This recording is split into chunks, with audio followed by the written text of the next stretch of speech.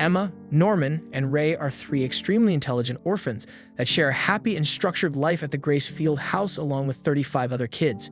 At breakfast, we meet Mom Isabella. She tends to the kids with patience and care. Following breakfast, the kids are shown demonstrating their intellectual aptitude in a series of tests, which Emma, Norman, and Ray all pass with perfect scores. The kids then engage in a game of tag on the large green fields and among the lush trees of the forest that surround Gracefield. Norman seemingly disappears into the forest with nobody able to find him until Emma accidentally stumbles upon the outer limits of the forest and notices him gazing at the low-level fence at the border. There's a discussion of what the outside world must be like, and the kids all take turns dreaming about that fated day when they're adopted and finally leave Gracefield. One of the younger kids, Connie, is actually being adopted that very day. After a day of play and fun, Connie bids a tearful farewell to her Gracefield family and is led away from the house by Isabella. During cleanup, Emma comes across Connie's beloved stuffed animal, Little Bunny. Knowing that she can't possibly make the transition into her new foster home without her dearest friend, she takes Norman and attempts to return the doll to Connie. The pair makes their way to the gate where a truck lies waiting in the stone corridor. Emma assumes that as she leaves the bunny in the back of the truck that Connie will eventually find it, but when she goes to place it, she discovers a horrific scene. Connie's lifeless body. They hear voices from another room and immediately go to hide under the truck. Horrified, they see a figure that looked like Demon Monster. She and Norman both struggle to muffle their screams of terror as the monsters discuss how the kids are being raised as high-quality meat for rich and powerful monsters. Suddenly, one of the monsters calls Mom and tells her to ensure that the delivery of the high-quality goods goes off without incident. In a matter of moments, Emma and Norman's entire world has been shattered, revealing the terrible truth of their lives. Realizing that the Gracefield house is actually a farm raising humans as food for the demons. They eventually escape from the corridor, running back to the house. That night, she and Norman are discussing what to do next when Norman suggests they should plan on escaping. Emma is reluctant, not wanting to leave the other kids there to die. Meanwhile, Isabella discovers the stuffed toy Emma had left beside the truck when they fled. Emma can barely hide her look of terror upon hearing and seeing Mama for the first time since their discovery, but Norman tells her they have to keep smiling like nothing's wrong. Mama may know someone was at the gate to leave the bunny behind, but she doesn't know who. During playtime, Emma and Norman agree escaping through the forest is the safest way, but when they cross the short fence, they soon encounter a massive, seamless concrete wall. Things get even more complicated when a little girl is lost. All Mama has to do is glance at her watch, and she knows exactly where to find her. So, now they know that security is rather lax because they have some kind of tracking device implanted somewhere in their bodies. Back at the house, while having a private moment of grief for Connie, Mama suddenly appears before Emma, wondering why she's been less cheerful of late. Ray ends up bailing them both out when he rings the dinner bell, but as Emma and Norman depart, Mama asks them straight up if they were at the gate the previous night. They cheerfully say of course not, and that's against the rules, and continue on, but Mama is definitely suspicious. Once they're alone again, neither can hold in their sheer terror anymore. They're going to get out of here. They just need a plan. That plan involves stashing a bunch of table linen in a tree hollow near the wall that they'll use to make rope when the time comes to escape. They have 2 months left before the next child is taken. But someone followed them out to the wall. Fortunately for them, it's their friend Ray, who wants to know what's up. They tell him, and to their amazement, he believes it all, because he knows Norman well enough to know he'd never lie about something like this. While Ray is willing to help them with the big escape plan, he has a big problem with Emma's insistence that all 37 children will be escaping. Later, Isabella introduces a new infant named Carol and an adult helper named Sister Connie. Connie is already planning to take her boss place. Meanwhile, Emma, Norman, and Ray have just one more difficult variable to consider during their preparations for what's already looking like a hopeless escape plan. When told to think like the enemy and finding a place where a tracking device could be implanted, she inspects Carol, the newest addition to the farm, and finds a red bump behind her ear. They agree that it's too risky to attempt to destroy their ear trackers as it could trigger the alarm, so they focus on getting everyone out first. The trio decide to disguise the escape as a harmless game of tag. Emma sets to work improving the kids' physical condition, while Norman and Ray coach them up on the proper way to survive. Unfortunately, Sister Connie is suspicious about their plans and intends to ship them out sooner than their official ship date so she can accuse Isabella for breaking protocol and grab power. Later, Norman and Ray put the pieces together to determine there's a traitor among them. Isabella promises Connie that if she cooperates, she'll be a mama of her own. Predictably, Connie privately fumes and resolves to unseat Isabella rather than wait to be promoted. Meanwhile, Emma, Norman, and Ray continue their escape practice disguised as a game of tag. Only this time the team's led by older kids rather than everyone on their own. The trio suspect Gilda or Dawn to be the traitor. Later that evening, the trio share their secret with two other children, Don and Gilda, although Norman chooses not to tell them that Connie is dead. Norman lies that the kids who left were victims of human trafficking, since the cold reality might just be too much. Gilda and Don ultimately both agree that an escape attempt is the only choice. Ray doesn't like how Norman left out the truth to Gilda and Don about all the kids dying and being eaten, but for Norman, the escape must come first. He's also set traps for Gilda and Don by giving them different locations for their escape rope. That night, Emma pretends to sleep and watches Gilda sneak out of the bedroom. What Emma can't see through the door is that someone slips a piece of paper under Isabella's door with the location of the rope under Norman's bed. After the paper is delivered, Gilda visits Connie's room and Emma listens in from behind that door. Things get a little tense in there, with evidence wavering between Gilda being Connie's informant and not, but in the end, Gilda does what Emma hoped for and refuses to give up any information. When Norman and Ray search the two spots where the rope was hidden, Norman says there's nothing under the bed, and Ray says that must mean Don is the traitor. Only now Norman is convinced that Ray has been the real traitor all along, since he was the only one who knew about this place. For his part, Ray doesn't deny anything, but he does explain that he did it because it had to be done. Norman agrees to forgive Ray as long as he agrees to be his spy as well. Ray agrees, but only if Norman tricks Emma into thinking they're taking everyone. Other than Gilda and Don, the little ones will be a burden, both during and after the escape, and Ray didn't spend years being Mama's informant for everyone to get killed in a futile attempt to get everyone out. Later, Ray meets with Isabella, telling her the others continue to use the game tag as practice, but focuses Mama on Sister Connie as the primary threat. Later, Ray admits to Emma that he's Mama's informant. Gilda and Don feel left out of most of the private conversation between the other three, but Gilda and Emma start observing Mama more closely, and Emma discovers there's a secret room where she does something. Don is itching to get in there, but Ray urges caution and Norman agrees. But Don doesn't know that Connie is dead, and so he wants to escape and save her. To that end, he and Gilda enter Mama's room, and Gilda slides a bookshelf aside to reveal a locked door. Don persists in creating increasingly tense situations for himself and Gilda, and is obsessed with learning the truth the other three won't tell them, so he steals Mama's key. Meanwhile, Norman, Gilda, and Ray agree that in order to escape and survive, they'll have to gather as much info as possible about the outside world and how they'll be able to live out there. Within many books in the library, there are book plates bearing the name William Minerva and various words in Morse code. If they can figure out the order of those words, they may be able to glean some kind of useful information Bill is trying to secretly relay to them. It gives the kids hope there might be other humans out there, resisting the demon hegemony. As for Don and Gilda, they explore deeper and deeper into Mama's secret chambers, finding all of the stuffed animals and toys that not only confirm that what Norman said about the adults being bad was true, but make them suspect something far worse is going on. Norman and Ray scold Don and Gilda, but they know they haven't gotten the whole story. Norman decides to tell them the truth, and as expected, it's a lot to take. Don and Gilda help steal certain materials that Ray mentions in his report to Mama, detailing Norman's plot to kill her. Norman tells Emma he's having Ray feed Mama false intel, so she'll ultimately be misdirected or otherwise distracted when they make their escape. During his report, Ray also learns that when the monthly shipment occurs in January, he will be the one being shipped out. His time grows short.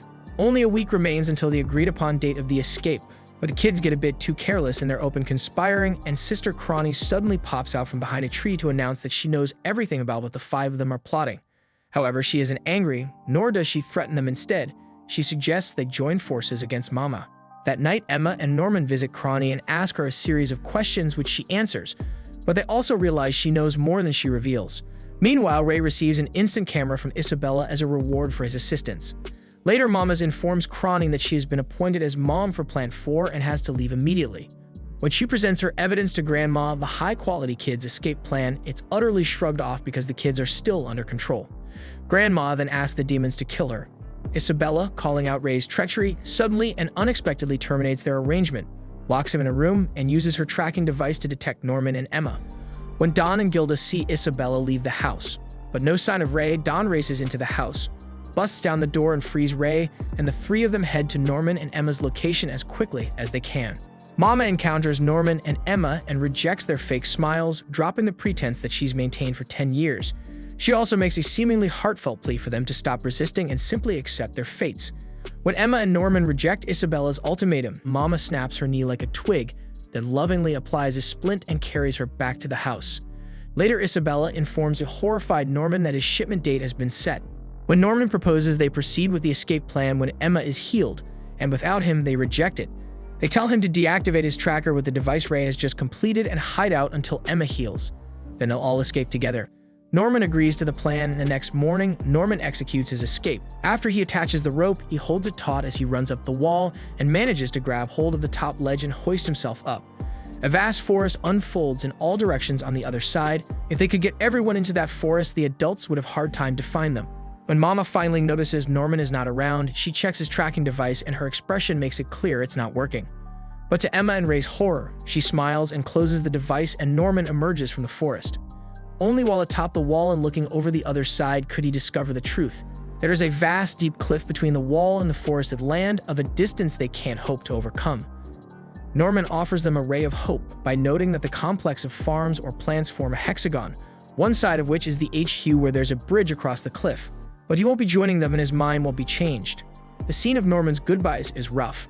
All the kids are either in tears or just barely holding back, but no one is suffering his impending departure more than Emma, who tries to give him the tracking device breaker. Before they part, Norman hands her back the tracker breaker and tells her not to give up. Norman and Mama walk to the gate. They reach the gate and Mama directs him to room to wait, and that's the last we see of him. Emma and Ray are gutted by Norman's loss. The two of them don't seem able to continue on, even with support from Don and Gilda. Ray tells them he's tired and doesn't care anymore. They can do what they like. Both the little kids and Mama take note of Emma's constantly depressed state. Time passes and Ray's shipment date arrives. Emma wakes up and finds him in the chapel. It's there where both of them reveal that they've been acting around Mama, making Mama thinking they really did give up. Ray discussed with Emma on how burning the house down is the best way for them to make their escape. The former then showed Emma all the oil cans he had hidden over the past few years, as he proceeded to dump oil all over himself, scaring the wits out of Emma. Ray explained how he has been waiting for the day for him to end his life, as it would serve as a distraction for Isabella to rescue him whilst Emma and the other orphans can make their escape. As the clock chimes midnight, the now 12-year-old Ray ignited a fire. Emma hastily ran towards Ray. Soon after, a loud scream could be heard. Isabella went after the commotion as she saw Emma lying on the ground, devastatingly calling out Ray's name.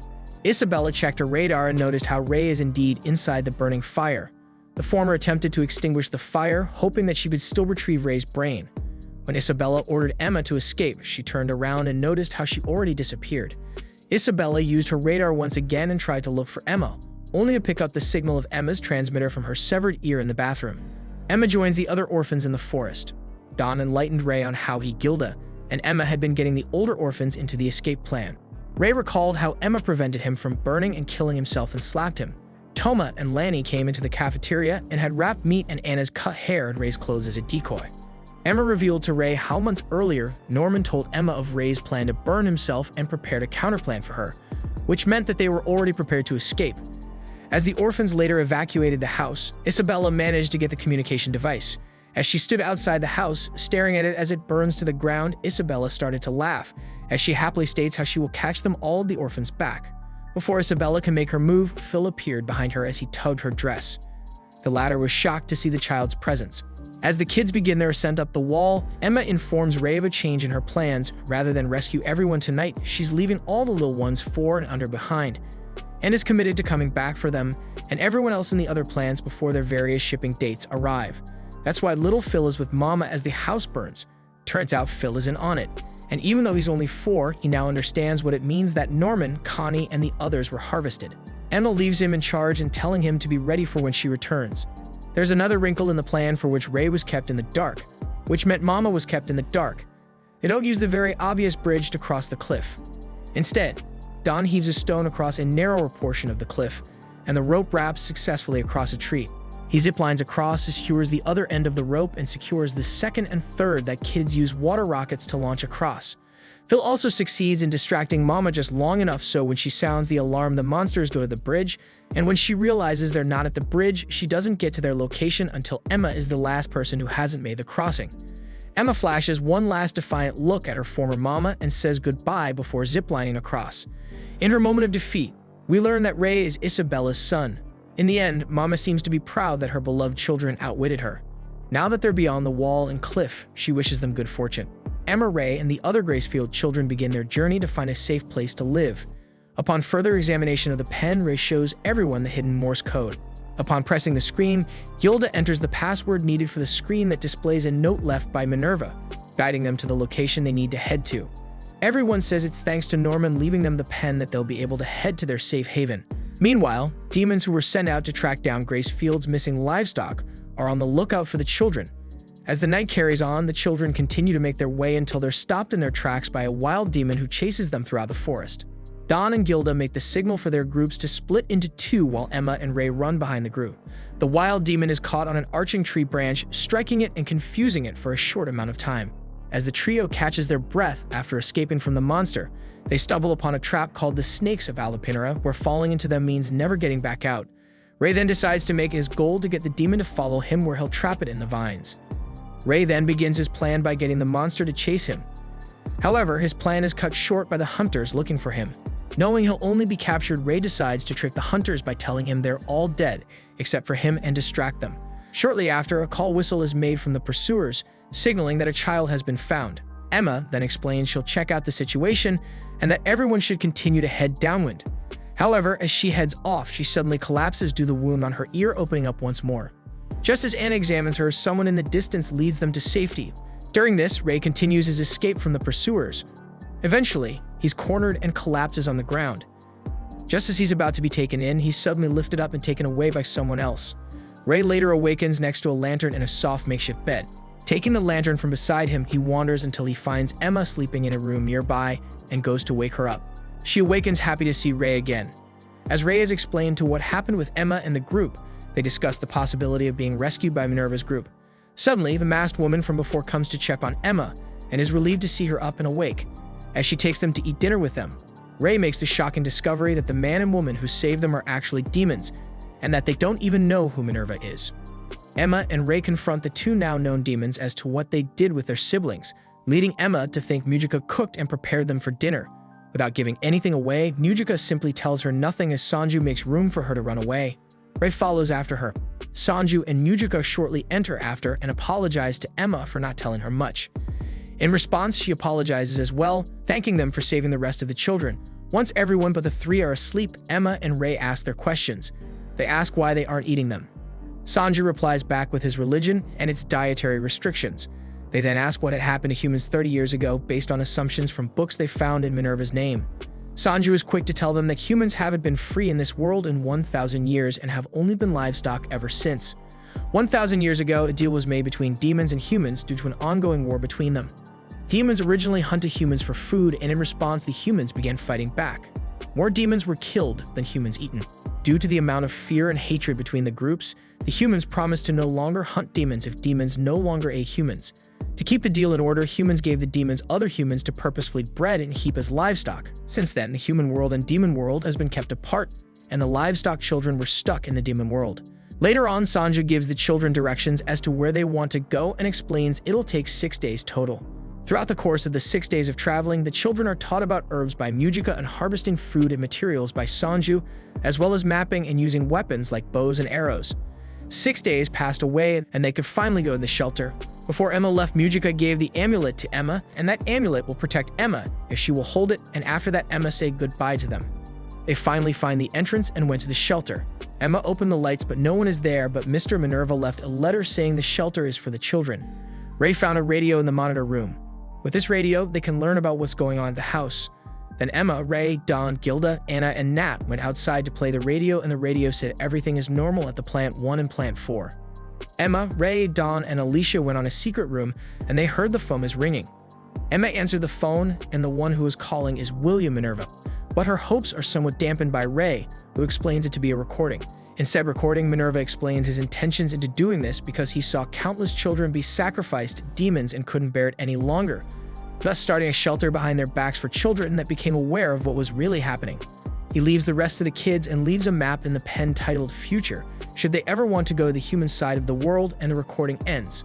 Suddenly, an explosion is heard downing the power of the shelter and knocking the two late-night shifters unconscious. Two men barge in the shelter with guns and scout the place, looking for the kids, unknown to them that they escaped and hid down the caves. The group runs to escape their captors only for them to drop in from holes above. Emma and Ray push one of them down and escape through another route. Once on the surface, they gather the kids and order them to run into the forest. However, the forest is blocked by a group of armed soldiers who have all the kids at gunpoint, ready to pull the trigger. Unbeknownst to them, the demon the kids have encountered a couple of days back was roaming around the area and then kills all the soldiers. Ray shoots it in one of the eyes, leaving it writhing in pain. The demon, enraged, chases the kids once more, as they all split up into the darkness of the forest. Back at the prison, one of the demons held a flower of death and was planning to use it on Isabella after a heated debate with his bosses due to the variety of options they had on her. He decides to make a deal with her. He'll give her freedom and something desirable if she manages to bring back all the children, alive or dead. After the attack on the shelter, a group of kids disguised as demons make way into a nearby town under guise of business. They discover that most of the populace are bitter and poor due to the nobility taking almost all shares of human meat. In an abandoned temple not far from town, the kids live in temporary residence while Emma and Ray figure out what to do after the attack. The next day, Toma, Anne, and one of the kids reveal their demon costumes to the group and beg Emma to take them with her into town.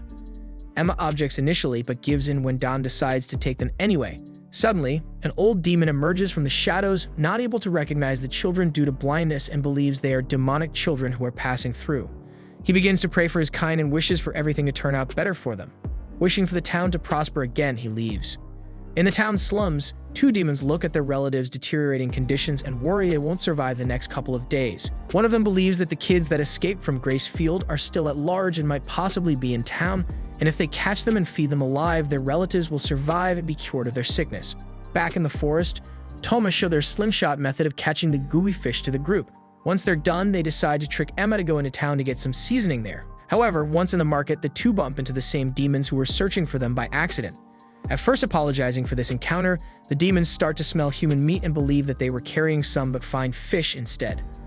In a panic, the two run and the demons give chase all across town. Emma and Ray watched from the rooftops before they were chased by another group of demons. As soon as both groups lost their pursuers, they jump back down and try to navigate back to the temple, only for the original two demons to find them, and then another group of demons hold Emma and Ray at sword point.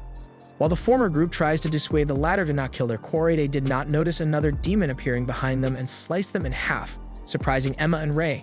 While expecting their deaths, he says Emma's name and declares that he found them, and they discover to their shock and horror that the demon behind the mask is Norman. Back at the ruins, Dawn, Gilda, and the others are all shocked at seeing Norman in front of them. Norman explains that he was taken to a lab called Lambda instead of just being sacrificed. He witnessed children being drugged, experimented, and mutated on, himself being tested a few times. He was able to escape with a supporter of Minerva's help. Sometime later, he was able to develop a drug that degenerates demons and return them to a primal state. Recalling Emma's goal, he began mass production of the drug to make them primal and exterminate the demons altogether, and build a human world for themselves so they wouldn't live in fear anymore. While everyone supports his plan, Emma is starting to feel unsure. Emma confesses she doesn't want to kill demons, as it would make them no better than the demons in the first place. She seeks a pacifist route, though accepts that it will never happen. In the forest, Ray is looking for a hideout that Norman told them about. Once there, they are greeted by Ciclo, Barbara, and Vincent, Norman's adult co-conspirators, and inform him that Norman is out and will be back soon. Norman arrives and beckons the latter two outside before addressing his friends. As he introduces the drug, Ray reveals that some demons will not degenerate with the drug, and Norman curiously questions them and rises in anger after hearing that the demons the group encountered are still alive. Angrily reacting to Mujika's name, Norman recalls her exploits that span all the way back 700 years. Originally a savior of an out ghost town, she can turn anyone into a non-human eating demon by fusing her blood through any means and can create demons through her sane composition. Word soon spread throughout the demon world and it became prosperous for a time. However, the king found out and carried out a genocide of demons who carried Mujika's blood to keep the demons in line and not be overthrown or have any coups from them. These events sparked the human-demon war, and the promise soon after, and Mujika faded away into obscurity, unaware to everyone that she was on the run ever since. Norman berates Emma for her way of thinking and resolves to kill Mujika and Sanju so nothing stands in the way of his plan, despite Emma's protests to the contrary. He got shipped out, all the gates were destroyed, Minerva and his supporters were all exterminated, and the only way into the human world is right where it all began, Grace Field House, miles underneath it. Emma makes a last-minute deal. She'll find Sanju and Mujika in a week and he has to stop his plan. After a brief argument with timing, Norman reluctantly agrees and gives his former friends 5 days to find them, else he continues with his plan. He sees them off and walks downstairs to the basement. He declares that the plan is still on and will kill them all when they bring the two demons to him. Dawn and Gilda join Emma and Ray into tracking them down and bringing them to Norman, as well as to keep them out of trouble. Back at base, however, Norman suffers a coughing fit and remembers the night of his shipment. Norman recalls what happened at Special Facility. He did not end up being sacrificed on his shipment day. A man named Peter Rattray welcomed him, and he said that he wants Norman to help him in his research. Norman went to facility where he took tests and he was able to answer each question correctly. Sisla was injected with various mutations, Barbara was tortured, Zazzy was chained to a wall, and Vincent was experimented with his head. Throughout his stay, Norman made a plan to escape the facility and was able to get explosives to a bomb he was making. One night, he triggers it and succeeds in his plan and breaks out the surviving inmates, including the 4 whom he employs under him, and is given a pen by a man before dying of his injuries. Back to the present time. In the forest, the 4 are chased by the wild demon. The demon was downed by Ray shooting it in the eye, while Emma collapsed from exhaustion. She was almost eaten, but Sanju kills it. Relieved that they found Sanju and Mujika, they tried to bring them to Norman. However, it was all in vain, as Norman and his group raids the village. They made a bomb in the demon village and spread the drug which degenerates them, and they start attacking each other. The 2 sick young demons came out of their house to flee, and Norman personally went into the demon village to slaughter them. One little demon girl tries to escape from Norman's wrath, searching for her grandpa, the same demon who often prays for things to get better. Just as he returns, he saw the village burning. Realizing what's happening, he tries to find her granddaughter. The drug reaches them and the little demon degenerates, but her grandpa does not. Realizing he's a descendant of Mujika's blood infusions, he attempts to kill them. Norman then sees the carnage his group has wrought onto the demons and begins to have some regrets. Before pulling himself together and preparing for battle, Emma and Ray attempt to convince Norman about how they can still escape without killing the demons. He breaks down crying in front of Emma, crushed by suffering he has experienced and his rash decisions based on the time he has left. Mujika came and she gave the glass with blood to the female demon, instructing her to spread it to everyone so they will not degenerate again. Barbara tries to kill the demon, but she sees herself in them and suffers a migraine due to it. Zazzy charges at the demon, but Norman tells him to stop. Barbara regains her composure and replies Norman is more important than revenge. Mujika saw the 2 young demons and she gave the glass filled with blood to them before heading back to the temple. Once there, Toma and Lanyon ran over to Ray in a panic and informed him that Phil and others are about to be shipped out. Unaware to them, it was a trap set up by Rattray and his newest grandma, Isabella. Rattray explains his plan to expand the Lambda drum-based development to other farms, demolishing the need for high-class farms such as Grace Field. The demon agrees to the plan, but makes Rattray keep some of the farms open so they can provide to the commoners. Norman realizes that they are planning to shift to Lambda-style farms sooner than expected, and Emma desperately tries to make a plan to rescue Phil and his group, despite Ray's suspicions that it's a trap. The little demon girl gives a piece of the promised pen to Emma. The pen displayed blueprints of the inside and outside of Gracefield houses, showing the gate to the human world as well as a recipe for a cure of all the side effects due to the drugs that were used on Norman and his other friends. Emma, Ray, Norman, and the other children decide to go back to Gracefield in order to save Phil and the others. However, while everyone is sleeping, Vincent is seen making a radio call to Gracefield with Isabella picking up on the other side. Emma, Ray, and Norman plan a break-in into Gracefield to rescue Phil and 119 more children along with him. They plan to launch hot air balloons and drop a demon-killing drug on the farms. However, Vincent ratting out the information to Peter Rattray's base, allowing Isabella to update her security to handle the raid. Intending on capturing Norman and killing everyone else, Rattray gives the operation a green light. Meanwhile, Phil, Simon, and other children from the farm are instructed to get ready to be shipped out. Soon after, the children from Lambda begin infiltrating Gracefields via hot air balloons. However, the hot air balloons were decoys planted to explode on impact with the ground, allowing Sanju and Norman's co-conspirators to attack and kill them from above. They manage to get inside and attack the demons they see there with smoke bombs. Vincent hacks into the network and taunts Rattray for falling for the trap, and the demons watch Emma sabotage the CCTV system. Once the lights were shut down, Gemma leads the children to the elevator while Phil distracts the women with the suitcases, causing them to trip and miss catching the children. The group head to the elevator where everyone reunites. However, the reunion was short-lived as the breeders point SMG at them. Isabella tauntingly welcomes the children back. Rattray takes in the defeat of the children and asks them to stand down and surrender. As Rattray is about to kill Emma, Isabella turns on Rattray and points her gun at his back, everyone following her lead. Despite being outnumbered and outgunned, Rattray still believes he is safe and already won due to backup coming. However, the backup was dispatched by civilians of the demon town along with Mujika, Sanju, and Vilk in an uprising against the farms. Vilk breaks into the elevator chamber and declares war on Rattray after enduring centuries of starvation and oppression by the ruling demons and humans. As Isabella is about to kill Rattray, he pulled out a knife and ended his life, regretting the murder of his brother, who is none other than William Minerva. With Rattray dead, the Gracefield residents are able to go to the human world at last, which takes the elevator down to a tree-like door marked with the Owl of Minerva. They stick the pen into one of the owl's eye when the door opens, and they walk into the unknown void. As they disappear, Emma, Ray, and Norman reveal that they are staying in the demon world. Norman's co-conspirators join up as they want to rescue their comrades left behind. Dom and Gilda end up going to the human world in order to help care for the younger children alongside Isabella. The doors begin to close, and Phil runs out to hug Emma one last time, promising to come and get them should they take too long. They end up in New York City, where they are helped by the people there, despite the humans in the demon world's claims to the contrary. The children finally get to wear normal clothes, go to school, and live their lives as regular children. Back in the demon world, everyone else crosses along barren wastelands and mountain ranges, meet children from what appear to be other farms, and save them. They finally arrive at the capital after passing a war-ravaged battlefield, and Mujika is able to share her blood with other demons and gets praised for her efforts. Back in the human world, many years have passed and all the children have grown. At the outskirts of New York, Phil reunites with Emma for the last time, having succeeded in her mission. The end. If you enjoyed the video, be sure to like, share, and subscribe for more. See you next time.